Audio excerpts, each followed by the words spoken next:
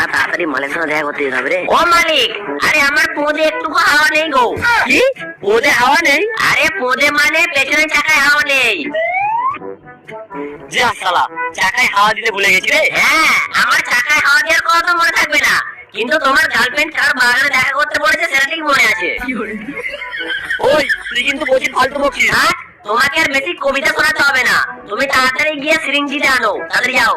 দাঁড়া আমি সিরিঞ্জ আনছি। আরে মালিক একটু আস্তে লাফাও, নাহলে ভুল করে যদি হ্যান্ডেলটা বাউন্স খেয়ে তোমার সাইকেল লেগে যায় না, তাহলে তোমার আর ধ্বংস বৃদ্ধি হবে না। আরে চুপ কর না।